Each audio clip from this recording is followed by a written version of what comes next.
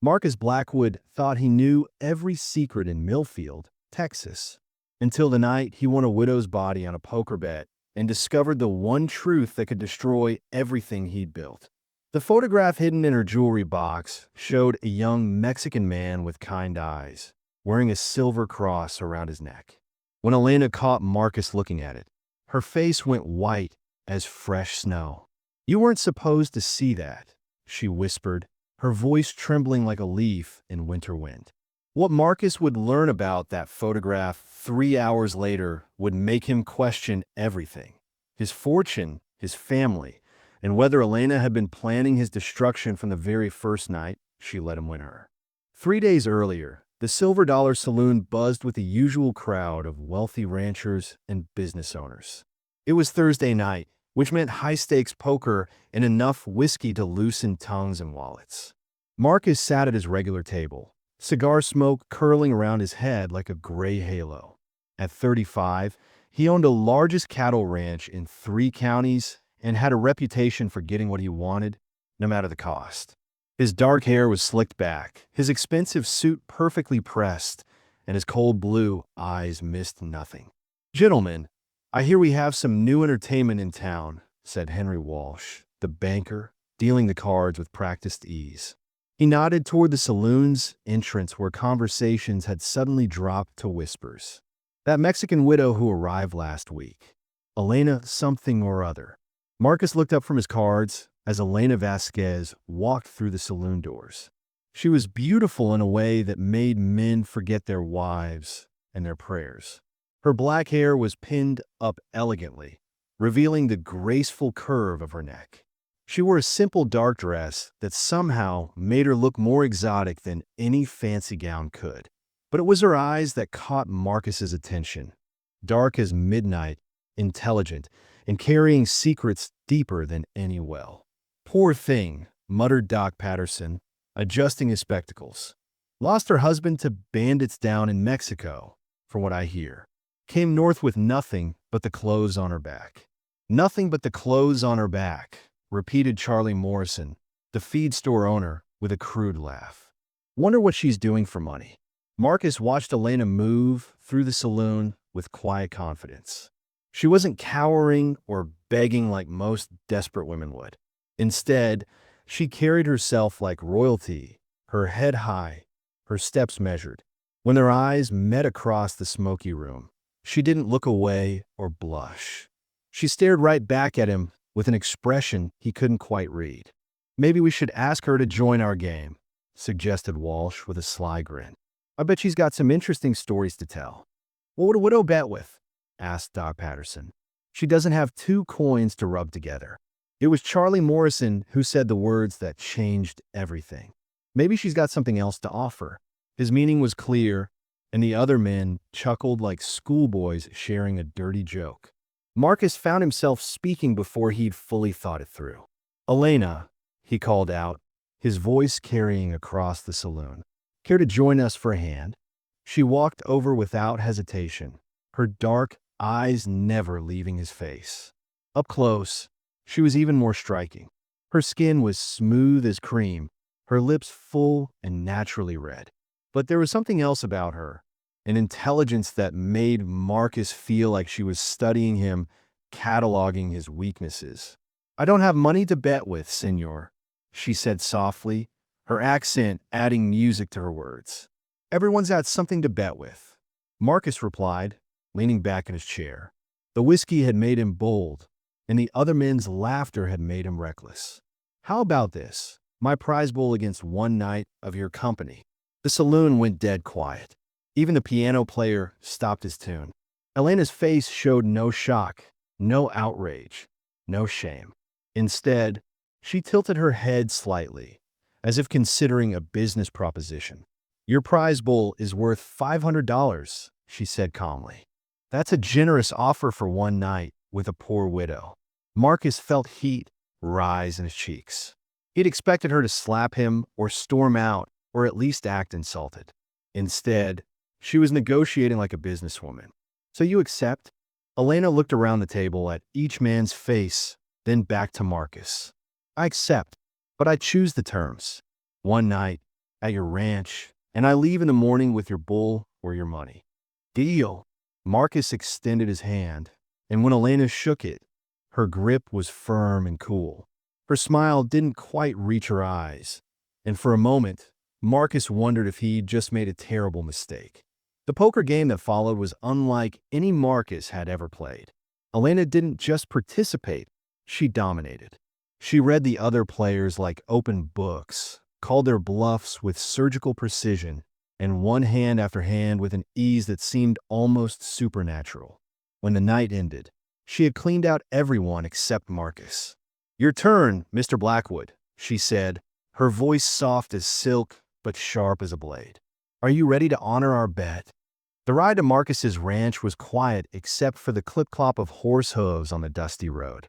Elena sat beside him on the wagon seat, her back straight, her hands folded in her lap like a lady going to church. Marcus kept stealing glances at her, trying to figure out what kind of woman she really was. In the moonlight, she looked almost ghostly, too beautiful to be real. "You're not what I expected," Marcus said finally. "What did you expect?" Elena asked without looking at him. "Someone more grateful, desperate, afraid." Elena turned to face him then, and her eyes seemed to glow in the darkness. "Why would I be afraid of you, Mr. Blackwood?" Something in her tone made Marcus's skin prickle with unease. She wasn't afraid because she knew something he didn't. But what? When they reached the ranch, Marcus led Elena through his mansion like a king showing off his castle. The house was everything money could buy: crystal chandeliers, imported furniture, paintings worth more than most people made in a lifetime. Elena examined everything with interest, but no awe, as if she was appraising rather than admiring. "Your father built all this?" she asked, running her fingers along the carved mantelpiece. "Most of it. Started with cattle, expanded into land, mining, railroads." Marcus poured himself a whiskey, noting that Elena declined his offer of wine. "Built an empire from nothing." "From nothing," Elena repeated softly. How inspiring. There was something odd in her tone, but before Marcus could ask what she meant, Elena stepped closer to him. Her perfume was subtle, mixing jasmine with something darker he couldn't identify. When she placed her hand on his chest, he felt his pulse quicken.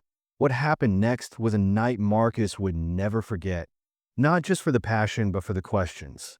As they lay together afterward, Elena asked about his family history, his business partners, his father's old associates. She asked with the casual curiosity of a lover. But Marcus noticed she remembered every answer with the precision of a court recorder. When morning came, Marcus woke to find Elena already dressed, sitting by the window, combing her dark hair. She looked different in the daylight, older somehow, more serious. And when she thought he wasn't watching, her expression turned cold as winter stone. "I should go," she said when she noticed he was awake. "Stay," Marcus heard himself say. "Stay for breakfast. Stay for the day." Elena studied his face for a long moment. Why?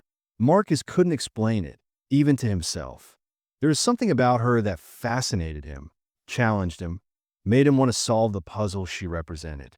"Because I'm not ready to say goodbye." To his surprise, Elena smiled, the first genuine smile he'd seen from her. "Then I'll stay." But as she gathered her things, Marcus noticed her glance at his father's old desk in the corner. When he looked later, he could swear some of the papers had been moved. Just slightly, but enough to make him wonder what Elena had been looking for while he slept. That afternoon, as Elena prepared to leave, Marcus made a decision that would change both their lives forever. "Don't go back to town," he said. "Stay here, as my guest." Elena raised an eyebrow. "Your guest? Why not? The house is big enough, and you said yourself you have nowhere else to go." For a moment, Elena's mask slipped, and Marcus saw something vulnerable in her eyes. Then it was gone, replaced by that calculating look he was beginning to recognize. "All right, Marcus Blackwood," she said, using his full name like she was sealing a contract. "I'll stay." As Marcus watched her walk back into his house, He felt a strange mixture of anticipation and dread. He had no idea that Elena Vasquez had been planning this moment for 20 years, or that his invitation had just sealed his own doom. The game was about to begin, and Marcus had no clue he was already losing. Elena settled into Marcus's mansion like she belonged there, and that was the first thing that should have worried him. Most women in her position would have been grateful, nervous, maybe even a little ashamed. But Elena moved through his home with quiet confidence, as if she was cataloging everything for future use. She claimed the guest room at the end of the hall, the one with the best view of the entire ranch, and Marcus found himself wondering if that choice was as innocent as it seemed. "Tell me about your husband," Marcus said over breakfast on her third morning there. He'd been watching Elena butter her toast with precise, elegant movements that spoke of better breeding than her story suggested. "How did you meet?" Elena's hand paused for just a fraction of a second. "Miguel was a school teacher in our village," she said, her voice soft with what sounded like genuine sadness. "Very gentle, very kind. He taught me to read English, to write proper letters." She looked up at Marcus with those dark eyes that seemed to hold secrets. "The bandits came at night. They killed him for the few pesos he had saved to buy books for the children." It was a tragic story, told with just the right amount of pain in her voice. But Marcus noticed she didn't cry, didn't even tear up. In his experience, widows usually broke down when talking about their dead husbands, especially recent losses. Elena spoke about Miguel like she was reciting a lesson she'd memorized. "I'm sorry for your loss," Marcus said, meaning it. "It must have been terrible being left with nothing." "Nothing but memories," Elena agreed, "and the hope that somewhere there might be a chance to start over." She smiled at him then, a smile that made his chest tighten in ways he didn't fully understand. "You gave me that chance, Marcus. I won't forget it." Over the next few days, Elena proved to be the perfect house guest. She was quiet, helpful, and grateful for every kindness. She helped the cook prepare meals, mended torn linens with skillful hands, and even assisted with the household accounts when Marcus mentioned they were behind. But it was during that accounting session that Marcus first noticed something odd. "Your cattle prices seem low for this time of year," Elena observed, running her finger down a column of numbers. Back in Mexico, Miguel's brother raised cattle. He always said spring prices should be at least 15% higher than winter rates. Marcus looked up sharply. "I thought your husband was a school teacher." "He was," Elena said smoothly. "But his brother Carlos ran cattle.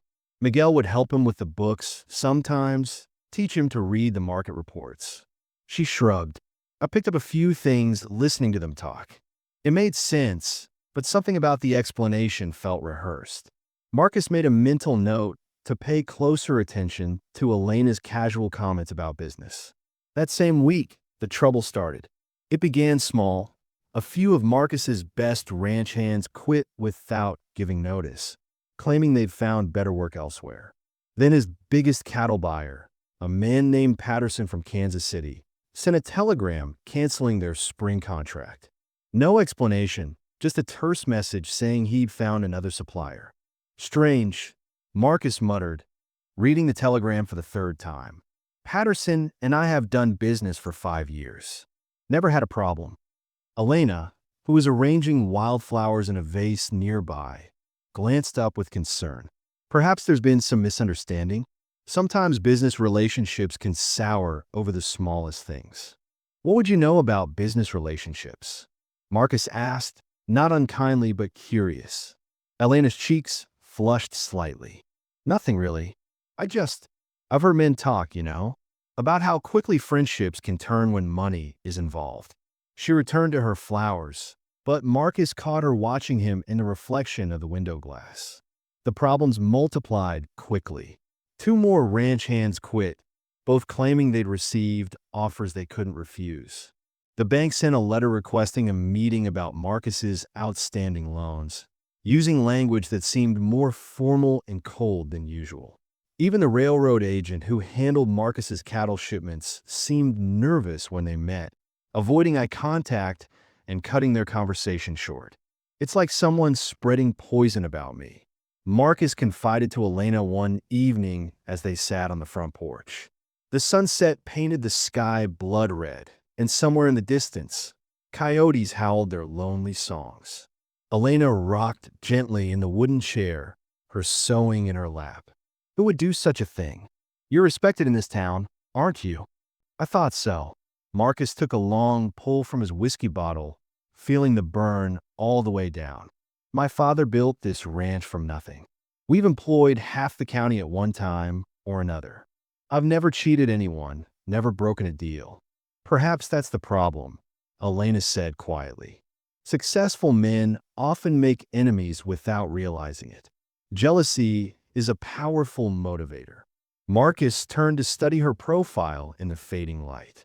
You speak like someone who understands these things pretty well for a poor widow. Elena's hands stilled on her sewing. I've known jealousy, Marcus.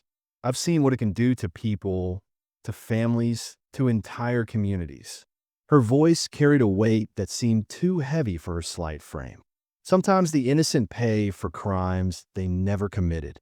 There was something in her tone that made Marcus's skin prickle. What kind of crimes? But Elena just shook her head and returned to her sewing. Nothing specific, just observations about human nature. That night, Marcus couldn't sleep. He kept thinking about Elena's words, about the strange string of business problems, about the way she seemed to know things she shouldn't. On impulse, he got dressed and rode into town, straight to the telegraph office. Sam, he called to the night operator, I need you to send some messages for me. 3 telegrams went out that night. One to a business associate in San Antonio asking about Elena's story. One to a former ranch hand inquiring why so many good men were suddenly leaving. And one to a private detective named Samuel Cruz in El Paso, a man who specialized in background investigations. The responses came back faster than Marcus expected. His San Antonio contact had never heard of any bandits attacking villages in the area Elena claimed to be from. The former ranch hand admitted he'd been offered double wages to quit Marcus's employ, but couldn't say by whom. The offer had come through an intermediary. And Samuel Cruz telegraphed back that he'd be in Millfield within the week to begin his investigation. When Marcus returned to the ranch before dawn, he found Elena in the kitchen, already dressed and preparing coffee. She looked up with a smile that seemed genuine enough, but he thought he caught something else in her eyes, a flicker of awareness, as if she knew exactly where he'd been. You're up early, she said, handing him a steaming cup. Couldn't sleep, just checking on some business, Marcus replied, accepting the coffee gratefully. Elena, can I ask you something? Of course. Yesterday, when you mentioned cattle prices, you seem to know quite a bit about market fluctuations. And just now, you made that comment about jealousy in communities. Sometimes you sound like. He paused, searching for the right words. Like someone who's had education, real education, more than a village schoolteacher's wife would typically receive. Elena was quiet for a long moment, her dark eyes studying his face. Would it bother you if I had? Not bother, but it would make me curious about why you'd hide it. Elena set down her coffee cup and moved closer to him. Sometimes, Marcus, it's safer for a woman to seem simple than to reveal how much she really knows. Men don't always react well to women who threaten their assumptions. She was close enough now that he could smell her perfume, feel the warmth radiating from her body. When she placed her hand on his chest, his pulse quickened despite his suspicions. What else are you hiding? He asked softly. Elena's smile was mysterious, almost sad. We all have secrets, don't we? Even you, Marcus Blackwood. Even you. Before he could ask what she meant by that, Elena rose on her tiptoes and kissed him. It was soft, sweet, and completely distracting. By the time she pulled away, Marcus's questions had scattered like leaves in the wind. But later that morning, as he worked in his study, Marcus discovered that several papers from his father's old business files had been moved. Not stolen, just examined. The edges were slightly out of alignment, and one document was in the wrong folder entirely. It was his father's correspondence about land purchases from the 1850s, dry legal documents that should have held no interest for anyone. Marcus sat back in his leather chair, his mind racing. Elena had been in the house alone while he was in town. She could have accessed his study easily. But why would she care about his father's old land deals?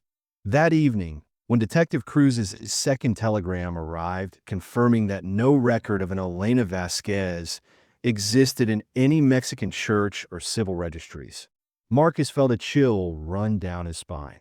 The woman living in his house, sharing his bed, asking careful questions about his business.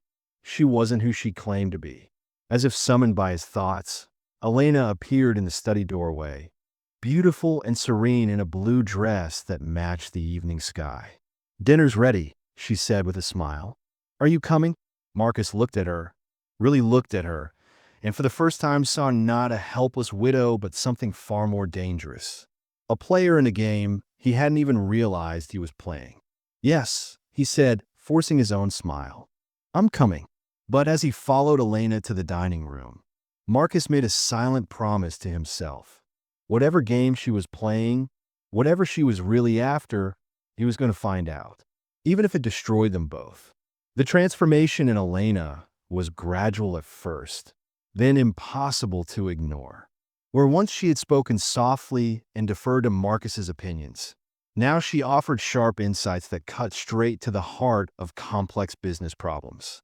When a cattle trader visited the ranch trying to negotiate lower prices, Elena listened from the kitchen doorway, then quietly suggested to Marcus that the man was lying about market conditions in Chicago. "How could you possibly know that?" Marcus asked after the trader left, frustrated and empty-handed. Elena was kneading bread dough, her movements strong and practiced. "Because I've heard the same lie before," she said simply. "Men like him always claim the market is down when they want to buy cheap. But if Chicago prices were really falling, he wouldn't be here at all. He'd wait for you to come begging." Marcus stared at her flour-dusted hands, remembering how she'd claimed to know nothing about business just weeks ago. "Where exactly did you learn to read men like that?" Elena's smile was different now, sharper, more knowing. "You learn fast when your survival depends on it." The next morning, Marcus overheard Elena speaking French to a traveling merchant, her accent perfect and her vocabulary sophisticated. When a man left, Marcus confronted her directly. "You told me your husband taught you English," he said. "Where did you learn French?" "Miguel knew many languages," Elena replied, but there was a challenge in her voice now, as if she was daring him to question her further. "He believed education was the only thing that could never be stolen from you." "Convenient how Miguel knew everything you seem to know," Marcus said dryly. Elena stopped pretending to be busy with her household tasks and looked at him directly. "Are you calling me a liar, Marcus?" The question hung in the air between them like smoke from a gunshot. Marcus realized this was a turning point. He could either back down and keep pretending or push forward and face whatever truth was hiding behind those dark eyes. "I'm saying your stories don't add up," he said carefully. "And I'm starting to wonder who you really are." Instead of denying it or getting upset, Elena smiled. It was a cold smile, predatory, and it made Marcus's blood run cold. "Does it matter who I am? You got what you wanted from me. That was different. That was a business transaction." Elena interrupted. "Yes, it was. And now we're conducting another kind of business, aren't we?" Before Marcus could ask what she meant, more bad news arrived. His railroad contacts sent word that they would no longer be shipping Marcus's cattle due to reliability concerns. His banker requested an immediate meeting to discuss irregularities in his accounts. 2 more of his best workers quit, and this time they wouldn't even give him a reason. Marcus found Elena in his study that afternoon, sitting in his father's old chair, reading through a ledger with the concentration of an accountant. She looked up when he entered, completely unashamed to be caught going through his private papers. "Your father was a thorough record keeper," she observed, closing the ledger with a soft thud. "Very detailed about his land acquisitions." "Get out of my chair," Marcus said, his voice dangerously quiet. Elena rose gracefully, but she didn't step away from the desk. Instead, she moved closer to Marcus, close enough that he could see the golden flecks in her dark eyes. Your business is falling apart, Marcus. Your workers are abandoning you. Your buyers are backing out. Your credit is being questioned. Doesn't that worry you? Of course it worries me. Then maybe you should be asking yourself why it's all happening now. Why everything started going wrong the moment I arrived in your life. Marcus felt like the ground was shifting under his feet. Are you saying you're responsible for this? Elena's smile was answer enough. Why? Marcus demanded. What could you possibly gain from destroying me? Who says I'm destroying you? Elena moved around him like a cat circling prey. Maybe I'm just evening things out. Maybe I'm giving you a taste of what it feels like to lose everything you care about. Marcus grabbed her wrist, his grip tight enough to leave marks. What are you talking about? I never hurt you. I don't even know you. Elena looked down at his hand on her wrist, then back up at his face. Her expression was almost pitying. You really don't know, do you? You have no idea what your family did. My family? What does my family have to do with anything? Elena pulled free from his grip with surprising strength. Everything, Marcus. It has everything to do with everything. She moved toward the door, then paused. Tell me, have you ever heard the name Roberto Morales? The name hit Marcus like a physical blow. His father had mentioned that name years ago, always in hushed tones when he thought Marcus wasn't listening. Roberto Morales, the Mexican rancher who'd owned land his father wanted. Roberto Morales, who died in what everyone called a tragic bandit attack. Marcus's face must have shown his recognition, because Elena's smile widened. Ah, so you do know it. Good. That saves time. How do you know about Roberto Morales? Marcus asked, his voice barely above a whisper. The better question, Elena said, her hand on the door handle, is why his name makes you look like you've seen a ghost. She left him standing there, his mind racing with fragments of old conversations, half-remembered stories his father had told about the early days of building their ranch. Roberto Morales had owned prime grazing land that his father needed to expand their operation. There had been negotiations, failed deals, and then Marcus sank into his father's chair, the same chair Elena had been sitting in moments before. He remembered now, his father returning from a business trip, grim-faced and silent, announcing that the Morales land was finally available for purchase. Tragic what happened to the family, his father had said. Bandits killed the father, left the widow and children with nothing. They were grateful to sell. But Marcus had been young then, maybe 12 years old, and he'd been more interested in the new horses his father bought with the expanded grazing rights than in the details of how they'd acquire the land. Now, 23 years later, those details were coming back to haunt him. That evening, Elena didn't come to dinner. Marcus found her on the front porch, sitting in the rocking chair, staring out at the sunset. She looked different in the golden light. Older, sadder, but also more dangerous than ever. Roberto Morales was murdered, wasn't he? Marcus said without preamble. Elena continued rocking, her voice distant. Depends on how you define murder. If you mean shot down in cold blood, then yes. If you mean killed by random bandits who happen to want the same land your father coveted, then no. Marcus felt sick. You're saying my father had him killed? I'm saying your father got exactly what he wanted, exactly when he needed it most. Funny how that works sometimes. Even if that's true, what does it have to do with you? Roberto Morales died over 20 years ago. Elena stopped rocking and turned to face him. In the dying light, her eyes looked black as a moonless night. Roberto Morales had a family, Marcus, a wife who died of grief within a year, a son who never spoke again after seeing his father murdered, and a daughter. The pieces clicked into place with horrifying clarity. A daughter who swore she'd get revenge on the Blackwood family. A daughter who spent 20 years planning exactly how to do it, Elena confirmed. A daughter who learned everything she could about business, about manipulation, about how to destroy a man from the inside out. Marcus's legs suddenly felt weak. He grabbed the porch railing for support. Elena Vasquez doesn't exist, does she? No more than Miguel, the schoolteacher, or the bandits who supposedly killed him, Elena said calmly. Though I must say, I'm impressed it took you this long to figure it out. Your father was much quicker on the uptake. You knew my father? Elena's laugh was bitter. Oh, Marcus, I was 8 years old, hiding in our barn, when your father's men came for my papa. I watched Thomas Blackwood give the order. I saw him take my father's silver cross from around his neck after they shot him. The same cross you found in that photograph.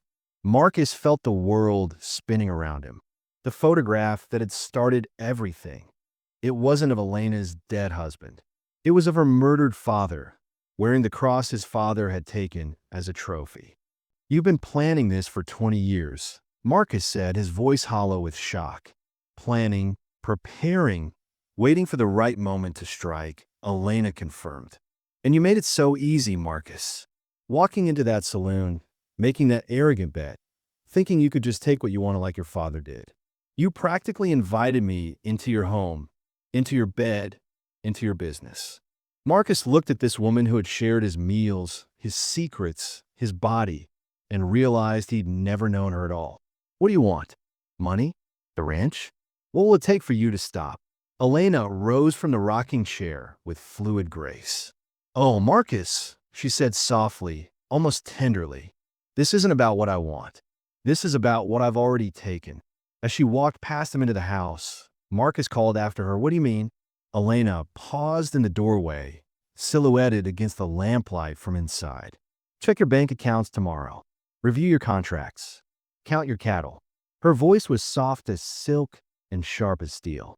Then ask me again what I've taken. Marcus stood alone on the porch as darkness fell around him, finally understanding that he wasn't the hunter in this game. He never had been. He was the prey, and the trap had been closing around him from the moment Elena Morales walked into that saloon and let him think he'd won her.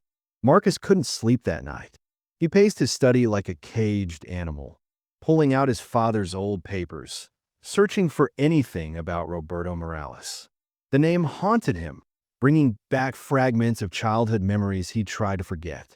His father speaking in hushed tones with rough-looking men. Unexplained trips to Mexico. The sudden acquisition of prime, grazing land at impossibly low prices.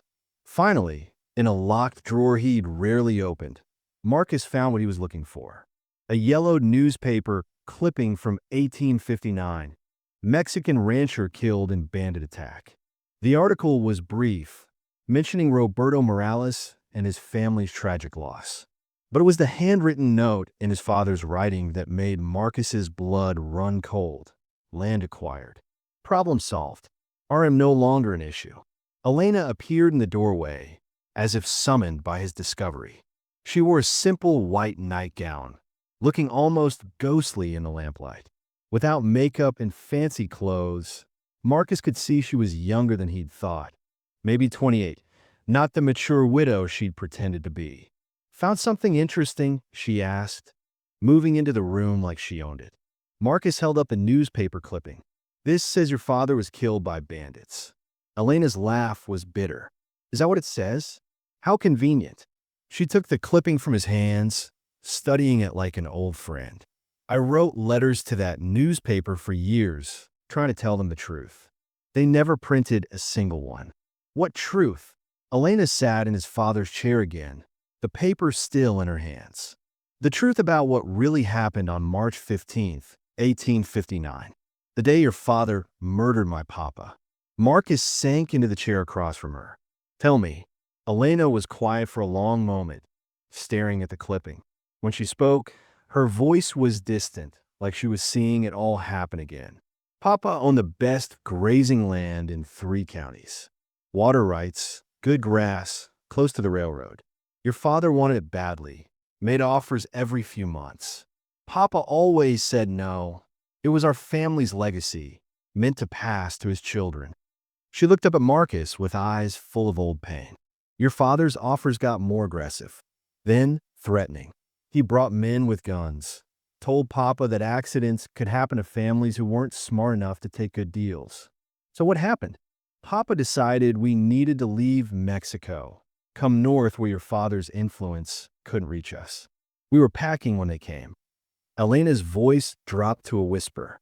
I was 8 years old, hiding in the barn with my little brother Carlos.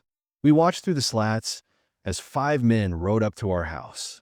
Marcus felt sick, but he had to know. Was my father there? Oh, yes. Thomas Blackwood was there, wearing that distinctive silver belt buckle with the longhorn design, the same one you have hanging in your bedroom closet. Elena smiled coldly. They didn't bother with masks or disguises. Who was going to report them? Who would believe a Mexican widow and her children? Elena stood and walked to the window, looking out at the darkness. They called Papa outside, told him this was his last chance to sell. When he refused, your father nodded to one of his men. The shot echoed across our valley like thunder. Marcus closed his eyes, not wanting to hear more, but needing to know everything. Mama ran out screaming. They shot her too, right there in our front yard. Carlos and I stayed hidden until they left. By the time we crawled out, our parents were dead and our home was already burning. What happened to you and your brother? Elena turned back to Marcus, and he saw tears on her cheeks for the first time since he'd known her. A priest found us 3 days later, nearly dead from thirst. Carlos never spoke again. The shock broke something in his mind. I took care of him until he died 2 years later, still calling for Papa in his sleep. The room was silent except for the ticking of the grandfather clock. Marcus stared at this woman who had every reason to hate him, to destroy him, to make him pay for his father's sins. The priest helped me learn English, sent me to school in San Antonio, Elena continued. I studied everything, business, law, languages. I read every newspaper, learned about every prominent family in Texas. And I waited. 20 years, Marcus said quietly. 20 years of planning, preparing, becoming someone who could get close to the Blackwood family. Someone who could destroy you the way your father destroyed us. Elena wiped her tears away, her expression hardening again. You want to know who I really am, Marcus? I'm Elena Morales, daughter of Roberto and Maria Morales. I'm the little girl who watched your father murder her parents. And I'm the woman who's going to make sure you lose everything, just like I did. Marcus looked at the newspaper clipping again, seeing it now through different eyes. His family's fortune, his comfortable life, his father's legacy, all built on blood and theft. I'm sorry, he said, meaning it completely. I'm sorry for what my father did, for what you went through, for sorry doesn't bring back the dead. Elena cut him off. Sorry doesn't give me back my childhood, my family, my brother's voice. Sorry is just a word men use when they're caught. She moved toward the door, then paused. But don't worry, Marcus. I'm not going to kill you like your father killed my papa. I'm going to do something much worse. I'm going to let you live with nothing, just like he did to me. As Elena left the study, Marcus sat alone with the truth of what his family had done. Outside, storm clouds gathered on the horizon, and somewhere in the distance, thunder rolled across the Texas hills like the echo of old gunshots that had never really stopped echoing. The next morning brought devastating news. Marcus's banker, William Hayes, sat across from him in the ranch's parlor with a stack of documents and a grim expression. Elena served coffee with a smile, playing the perfect hostess, but Marcus could see the satisfaction in her dark eyes. I'm afraid it's worse than we thought, Hayes said, spreading papers across the coffee table. 3 of your major contracts have been terminated.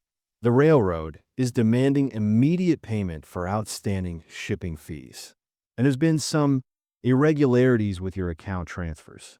Marcus picked up one of the documents, his hands shaking slightly. What kind of irregularities? Large sums moved to accounts we can't trace. Payments made to companies that don't seem to exist. It appears someone with access to your financial information has been systematically draining your assets. Hayes glanced uncomfortably at Elena. Perhaps we should discuss this privately? No need, Elena said smoothly, refilling Hayes' cup. Marcus and I have no secret from each other. The banker looked confused, but Marcus understood perfectly.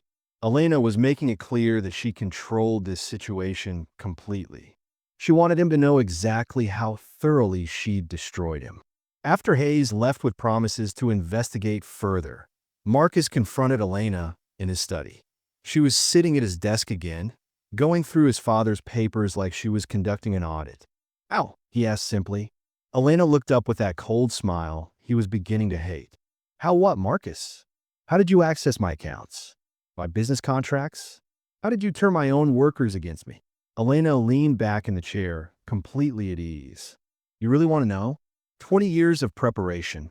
Marcus, I didn't just study business. I studied you, your family, your entire operation.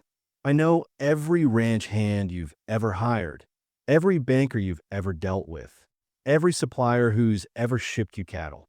She stood and moved to the window, looking out at the ranch that was no longer really his. "Do you remember Carlos Martinez, the man who handled your grain shipments? His brother Pedro works for me now. And Sarah Chun, the woman who processes your bank transfers? Her cousin owes me a rather large favor." Marcus felt the walls closing in around him. "You've been planning this since you were 8 years old?" "Since I was 8 and watching my parents bleed out in our front yard, yes." Elena turned back to him, her expression deadly serious. "I've spent 2 decades building a network of people who remember Roberto Morales, who knew what kind of man he was. People who were happy to help his daughter get justice." "This isn't justice," Marcus said desperately. "This is revenge. Sometimes they're the same thing." Elena moved closer, and Marcus caught that familiar scent of jasmine and something darker. "But I'm not unreasonable, Marcus. I'll make you a deal." "What kind of deal?" Elena reached into the desk drawer and pulled out a folded document. "A full confession. Admit publicly that your father murdered Roberto Morales and stole our land. Admit that your fortune was built on blood money. Do that, and I'll disappear from your life forever." Marcus stared at the paper like it was a snake. "That would destroy everything. My reputation, my family's name, my business relationships. Everything you have left, you mean?" Elena's laugh was sharp. "Marcus, you don't have business relationships anymore. You don't have a reputation worth saving. You barely have enough money left to keep this ranch running for another month." The truth of her words hit him like a physical blow. She was right. In just a few weeks, she'd systematically destroyed everything his father had built, everything Marcus had inherited. "There's got to be another way," he said. Elena folded the confession and tucked it into her dress. "There is one other option, but you're not going to like it." "Tell me." Elena was quiet for a long moment, studying his face. Then she smiled, and this time it wasn't cold or calculating. It was almost triumphant. "I could stay," she said softly. "Become a permanent part of your life. Help you rebuild what I've torn down. After all, I know better than anyone how to destroy a business. I'd certainly know how to save one." Marcus frowned. "Why would you do that? Why would you want to stay with the son of the man who killed your parents?" Elena moved even closer, close enough that he could feel her breath on his skin. "Because, Marcus Blackwood, there's something I haven't told you yet. Something that changes everything." "What?" Elena placed her hand on her stomach, and Marcus's world shifted beneath his feet. "I'm pregnant. With your child." The words hit Marcus like lightning. He stared at her, unable to process what she'd just said. "That's impossible," he whispered. 3 months along, Elena continued calmly. "I've known for weeks, but I wanted to wait until the right moment to tell you." Her smile turned predatory again.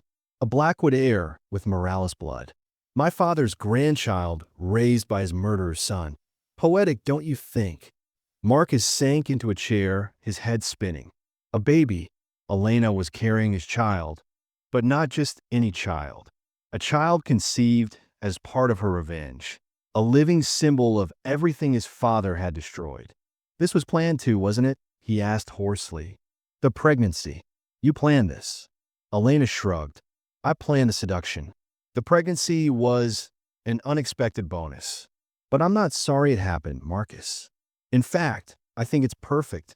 Marcus looked at this woman who carried his child, who'd systematically destroyed his life, who offered him a choice between public humiliation and a lifetime bound to his father's victim. "What kind of mother raises a child on revenge?" he asked. Elena's expression softened for just a moment. "The kind who wants to make sure history doesn't repeat itself. The kind who wants her child to know the truth about both their grandfathers." As she left the study, Marcus sat alone with the weight of an impossible choice. His child, Roberto Morales' grandchild, was growing in the belly of the woman who'd orchestrated his complete destruction. And somehow, Elena had made the most terrifying victory of all. Marcus spent 3 sleepless nights wrestling with Elena's ultimatum: sign a confession and destroy his family's name forever, or remain silent and watch her raise his child as a living monument to his father's crimes. Either choice felt like a kind of death. On the 4th morning, he found Elena in the garden, her hand resting unconsciously on her still flat stomach. In the morning light, she looked younger, more vulnerable than the calculating woman who'd systematically destroyed his life. "I've made my decision," he said. Elena turned, her dark eyes unreadable, and Marcus pulled the confession from his jacket pocket. Elena had written it carefully, detailing every aspect of Thomas Blackwood's crimes: the threats, the murder, the theft of Morales' land. It would ruin him completely, but it would also give Roberto Morales the justice he'd been denied for 20 years. "I'll sign it," Marcus said quietly, "but I have conditions."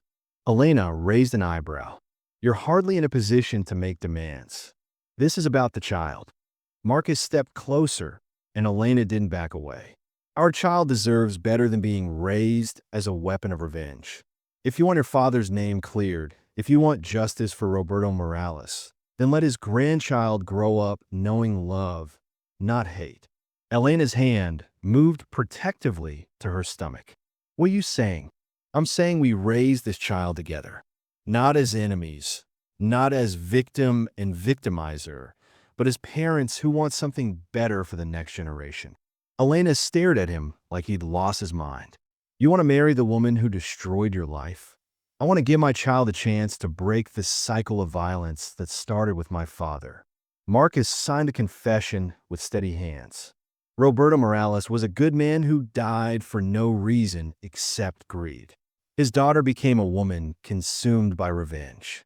But their grandchild, our child, can choose to be something different. Elena took the signed confession, her fingers trembling slightly. "You'd really sacrifice everything? Your reputation, your standing in the community, your father's legacy?" "My father's legacy is built on blood," Marcus said simply. "Maybe it's time for a new legacy." 3 months later, the story broke in newspapers across Texas. Cattle baron confesses to father's murder plot. Marcus became a pariah overnight. Former friends crossed the street to avoid him. His remaining business partners cut all ties. The bank foreclosed on most of his property. But Elena kept her word. She used her network of allies to help Marcus keep the core ranch, just enough land to make a modest living. She also surprised him by returning half the money she'd stolen, claiming it was for the baby. They married quietly in the courthouse, with only the judge as witness. No celebration, no guests, just 2 people bound together by blood, guilt, and the hope that their child might heal what they had broken. Elena was 6 months pregnant when she finally let Marcus feel the baby kick. They were sitting on the porch of their much smaller house, watching the sunset paint the Texas sky gold and crimson. "Do you ever regret it?" she asked, her hand covering his where it rested on her belly. "Signing the confession?" "No." Marcus felt another kick, strong and defiant. "Do you regret spending 20 years planning revenge?" Elena was quiet for a long time. "I regret that it took so long to realize revenge doesn't bring back the dead. It just creates more ghosts." The baby arrived on a spring morning, healthy and loud, with Elena's dark eyes and Marcus's stubborn chin. They named her Maria Roberto Blackwood Morales, honoring both her grandfathers, the murdered and the murderer. As Marcus held his daughter for the first time, He thought about the photograph that had started everything. Roberto Morales wearing his silver cross, kind eyes full of love for his family. Now that same love would live on in his granddaughter, raised not in hatred but in hope. Elena watched from the bed, exhausted but peaceful for the first time since Marcus had known her. "She's beautiful," she whispered. "She's free," Marcus replied, understanding finally what Elena had really wanted all along. Not just revenge, but freedom from the chains of the past. Outside, storm clouds gathered and passed, leaving the air clean and fresh. In the distance, cattle grazed on land that had seen too much violence, but now might finally know peace. Justice had been served, not through destruction, but through the promise of something better. Their daughter would grow up knowing the truth about both her grandfathers, and choosing which man's example to follow. Sometimes breaking the cycle of violence required more courage than continuing it. Sometimes the strongest revenge was raising a child who refused to hate.